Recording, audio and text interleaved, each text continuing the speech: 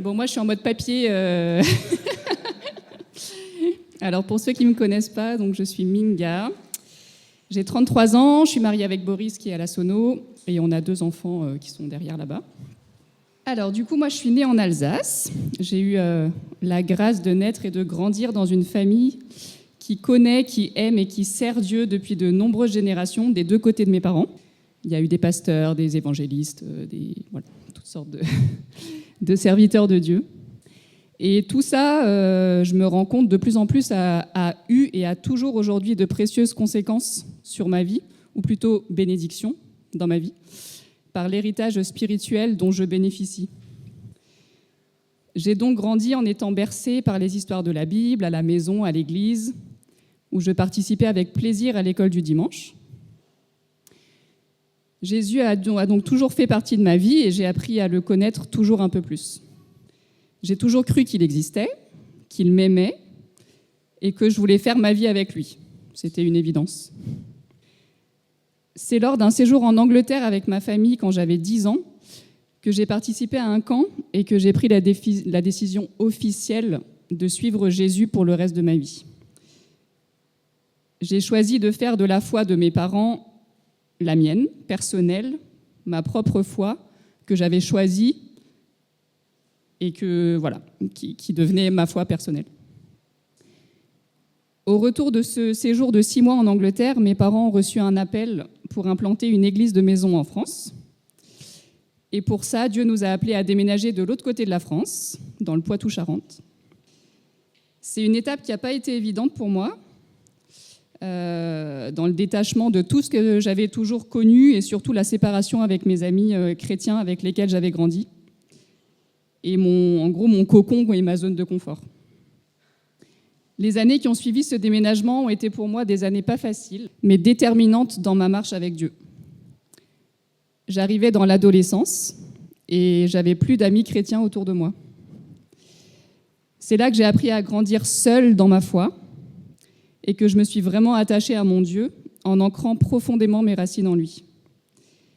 J'ai expérimenté son amour, sa paix et sa joie. À 15 ans, après avoir vraiment compris que si Jésus avait dû mourir rien que pour moi sur cette croix, il l'aurait fait, juste pour moi. J'ai choisi de me faire baptiser pour témoigner publiquement de mon choix de lui appartenir et de le servir. Dans les années qui ont suivi, je suis restée ferme dans ma foi avec toujours la volonté de marcher avec lui. J'ai fait mes études à Poitiers, puis à Paris, où j'ai fréquenté d'abord les GBU, les groupes bibliques universitaires, puis une église au sein de laquelle j'ai pu rejoindre une chorale gospel. J'ai pris beaucoup de plaisir à retrouver un cercle de fréquentation avec des jeunes chrétiens. Par ces relations et ces activités stimulantes, ma foi a continué de grandir et à s'épanouir. Ma participation à cette chorale a été une expérience unique et enrichissante par rapport à ma façon d'exprimer ma foi et aussi la puissance que j'ai ressentie lorsque des disciples de Christ s'unissent pour proclamer sa bonne nouvelle. Mais les chamboulements, les enjeux, les défis d'une jeune adolescente ou jeune adulte ne m'ont pas toujours conduite à faire les bons choix. Malgré ma volonté d'être fidèle et honorer mon Dieu, ma nature pécheresse a parfois pris le dessus et m'a conduite dans des chemins pas toujours les meilleurs pour moi. J'ai cherché à satisfaire par moi-même mes envies et mes besoins, sans inclure Dieu dans tout ça, qui savait évidemment mieux que quiconque ce dont j'avais réellement besoin. Mais malgré tout, Dieu a toujours été fidèle envers moi, en me protégeant, tout en me laissant aussi assumer les conséquences de mes choix. Durant ces périodes, un verset de la Bible m'est souvent revenu à l'esprit. C'est le psaume 37,4 qui dit « Fais de l'Éternel tes délices, et il te donnera ce que ton cœur désire. » Ça résumait bien la situation. Finalement, Dieu, dans sa grâce, m'a rappelé à lui par cette vérité qui a pris racine dans mon cœur. J'ai ensuite rencontré de façon vraiment conduite par le Seigneur mon futur mari, et c'est ce verset qui a été le verset de notre mariage. Je dois à ce sujet préciser que dans ma folle jeunesse, j'avais fait une liste officieuse de critères pour mon futur mari, avec 7 points. C'est mes parents qui m'ont rappelé ça le week-end dernier, j'avais complètement oublié. Et dans ma folie et dans la folle bonté de Dieu, il a répondu précisément à la totalité des 7 points. J'ai finalement été diplômée après une fin d'année qui a été un peu traumatique pour moi, une fin d'études qui a été un peu traumatique pour moi parce que j'avais des relations très compliquées avec ma maîtresse de stage et de mémoire. Et ça m'a conduit à me rendre en stage la boule au ventre pendant 2 ans. Mais là aussi, Dieu a été mon rocher, mon abri, me permettant une fois encore de grandir avec lui. J'ai ensuite travaillé 2 ans en tant qu'orthophoniste dans une clinique privée en région parisienne, où j'ai pu faire mes premiers pas dans la vie professionnelle, mais où j'ai aussi connu le surmenage, qui m'a fait littéralement craquer un beau dimanche après-midi où je me suis effondrée en larmes dans la rue. Il fallait que Dieu me sorte de cette situation et il l'a fait encore une fois de façon miraculeuse, puisque le soir même, nous tombions sur l'annonce immobilière de notre maison à La Varenne, où on habite aujourd'hui. Et la semaine suivante, nous signions le compromis de vente. Dieu avait clairement préparé la place pour nous dans cette maison, dans cette rue, dans ce village. Il a merveilleusement conduit toutes choses et avec Boris, nous avons tout de suite ressenti que notre place était là, tout comme notre champ de mission. C'est avec joie qu'on a ensuite accueilli notre fils Isaac. Et un peu plus d'1 an plus tard, nous avons souhaité avoir un 2e enfant. Mais si les choses ont été rapides pour Isaac, ça n'a pas été le cas pour Sana. Dieu avait encore prévu de me faire grandir en lui et de m'apprendre à lui faire confiance en toutes choses.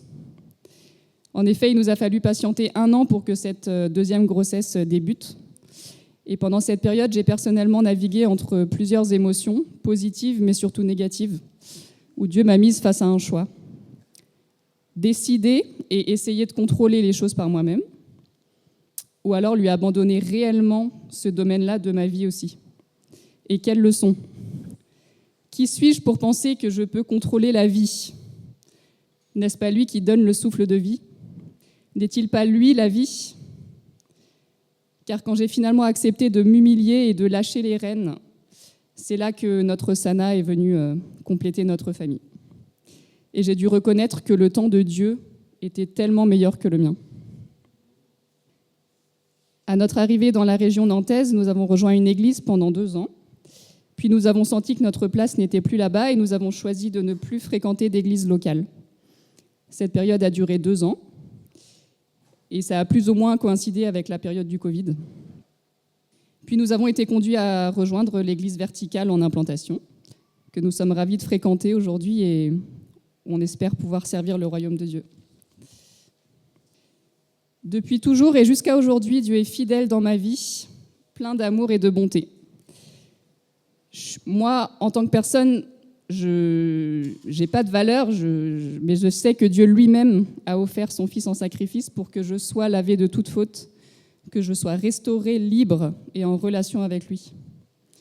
Il m'offre la vie en abondance et purifiée par son sang qui a coulé pour moi, j'ai accès à la vie éternelle. Dans ma vie avec lui, le Seigneur renouvelle sans cesse ses grâces et ses bénédictions envers moi. Je sais qui je suis, je connais mon identité et ma raison d'être. J'ai en lui un créateur, un sauveur, un Seigneur, un Père et un ami. Ma foi est profonde et solide, mais vivre une vie différente n'est pas toujours évident. L'ennemi n'est pas content qu'on serve le Dieu vivant et cherche par tous les moyens à nous en détourner. Il y a des embûches et des batailles, mais les promesses de Dieu sont vraies, éternelles et puissantes. Et je m'emploie chaque matin à le choisir à nouveau, à saisir ses promesses et ses bénédictions pour ma vie, parce qu'en lui, nous sommes plus que vainqueurs. Et je vais vous laisser avec ce verset de Matthieu 6, 33 qui dit « Cherchez d'abord le royaume de Dieu et sa justice, et toutes choses vous seront données en plus. »